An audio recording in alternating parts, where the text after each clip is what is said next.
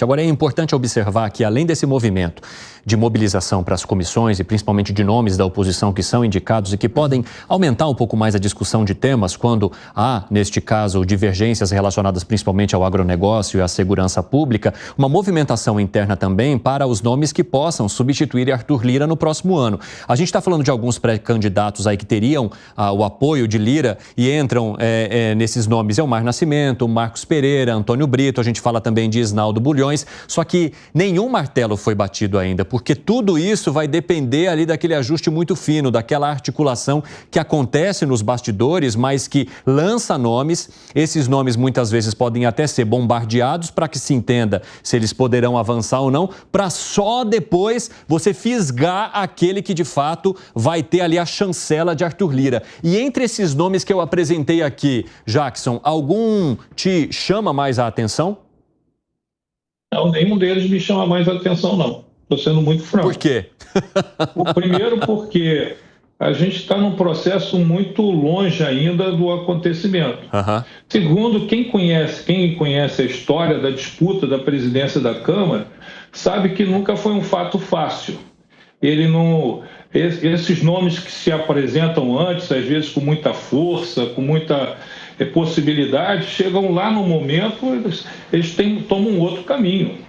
Nós já tivemos de tudo na presidência da Câmara, na disputa pela presidência da Câmara. Tivemos de Severino e Eduardo Cunha em decisões que foram de assombrar muita gente. Nada disso me chama a atenção. Lira está no comando desse processo. Evidentemente, ele vai tentar costurar isso para o sucessor ser alguém dele. E ele tem capacidade política e força suficiente para conseguir isso, né? O único embate que ele poderia ter lá na frente seria com o governo, mas me parece que ele vai alinhado também para a discussão da presidência da Câmara. Agora é interessante, Jackson, que mesmo nenhum nome te chamando a atenção, há um outro movimento que vai acontecendo ali na Câmara para essa substituição, que é do PSD com o PMDB, que já afirmaram que vão caminhar juntos numa tentativa de sucessão de Arthur Lira. E os nomes que aparecem de uma maneira mais intensa para essas duas siglas são justamente os de Antônio Brito e de Isnaldo Bulhões. O que isso te parece, hein, Gustavo Segré? Em realidade, nada. Me parece muito boa a junção dos dois em termos deles, né? Mas a sensação que causa é que são eleições diferentes, porque, me corrijam, a duração do mandato é de 2 anos, certo? Ou 4, direto? Do mandato do presidente. 2, perfeito. Era a informação que tinha, queria apenas corroborar para não falar nenhuma besteira.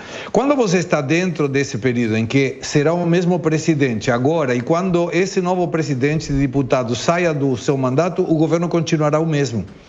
Então, nesse ponto, a importância é o governo preocupado por ter alguém que possa eventualmente brecar um pedido de impeachment do presidente. Lembrando que o pedido se aceita na Câmara dos Deputados.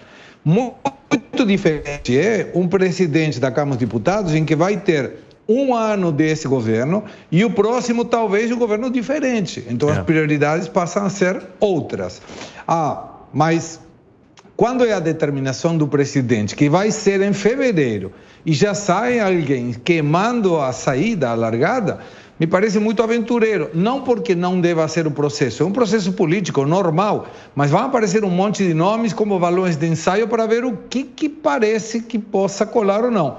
Se o nome murcha, então esse vai sair e vão aparecer outros e outros e outros e outros. Mas até o final me parece que vai ser muito difícil conseguir martelar dizendo esse aqui vai ser o candidato final. E para você, Piperno, o que foi, Jackson? Você não acha que o Lira vai ter esse comando até lá no momento da sucessão? Isso é uma primeira coisa importante. Por isso que nada nesse processo é relevante sem ele. O nome que ele quiser, e vai ser isso, eu não tenho dúvida de apostar isso no futuro, não. Por isso que essa coisa toda, essa movimentação toda, essa movimentação toda não é relevante tendo-se o Lira como presidente da Câmara. Fosse lá um Rodrigo Maia, um Severino Cavalcante, não teria nada, mas sendo um Lira, esse processo vai ser do jeito que ele quiser e na hora que ele quiser. Essa movimentação paralela, achar que o Lira está disputando comissão com o partido para poder lá na frente compor, Sinceramente, isso para mim é incapacidade de avaliação do processo. O Lira é o comandante desse processo e será até a sucessão. E eu não tenho dúvida nenhuma de que ele chegará lá e bem, para fazer quem ele quiser. Por isso que essa movimentação toda hoje é mais fumaça do que fogo. Interessante, eu vou até pegar essa tua previsão aqui e ver se ela se encaixa com o nosso amigo Fábio Piperno. Concorda, seu Fábio Piperno? Em parte, hoje o Lira é, sem dúvida nenhuma, o grande eleitor, mas como político experiente, precavido, uma raposa, já vai fazendo um acordo com o presidente Lula também, para não ficar mal, para que nenhum dos dois corra muitos riscos. Porque, veja, tem uma coisa na política brasileira que é interessante. Nada mais diferente do que os iguais da política brasileira. Então, você pega, por exemplo, esses 4 que estão aí liderando as bolsas de apostas, que são os 4 nomes que emergem hoje como possíveis candidatos. Do ponto de vista ideológico, eles são absolutamente iguais, né? Nenhuma diferença entre eles. Assim como você também não vai conseguir apontar grande diferença entre o PSD, por exemplo, e o Republicanos e o PP, que são partidos que também, o União Brasil, que gostariam de ter também um representante das suas fileiras aí exercendo o cargo. Ocorre que há no ar uma possibilidade de realinhamento de blocos. Então você acabou de falar MDB e PSD.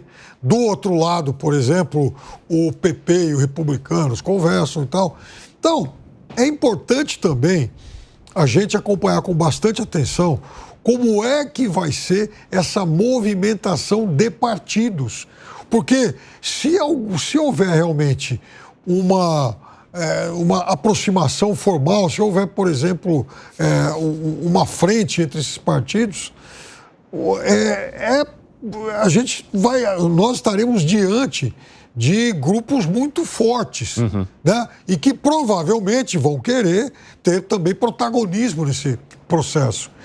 Então, eu acho que isso, nesses próximos 7, 8 meses, né, 8 meses e meio, que é o período que falta, talvez isso seja o imponderável que possa surgir nesse processo. Em que você apostaria suas fichas, hein, Nelsinho Kobayashi? Eu apostaria no Marcos Pereira, do Republicanos, como novo presidente. Sim, porque eu acho que pode interessar o governo federal ter o Marcos Pereira como presidente da Câmara e mais próximo do governo, porque ele tem o voto evangélico que falta e cada vez falta mais para o presidente Lula. Inclusive, as pesquisas mostram a grande insatisfação, impopularidade neste setor em específico com o governo federal. Eu acredito que possa interessar para o PL e a oposição ter o Marcos Pereira, porque há a possibilidade de ter um apoio do PL para o nome do Marcos Pereira em troca da ida do Tarcísio para o PL, da saída dos Republicanos para o PL. Seria esse o jogo aí, a negociação.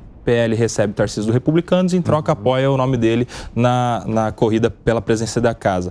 E eu acho Embora que pode... ele não afirme ainda com todas as letras, mas tudo indica, eu ouvi isso de vários aliados, que deve acontecer realmente agora em junho. Todo mundo, toda hora alguém fala que ele vai, toda hora ele nega, né? Mas agora parece que isso tá ganhando mais força, né? Exatamente. E acho que atende até ao interesse do Arthur Lira, porque é mais fácil de emplacar, é alguém que já é da mesa diretora dele, é o atual vice-presidente do Arthur Lira, o Marcos Pereira. Então eu acredito que isso o diferencia de todos os demais que estão na corrida.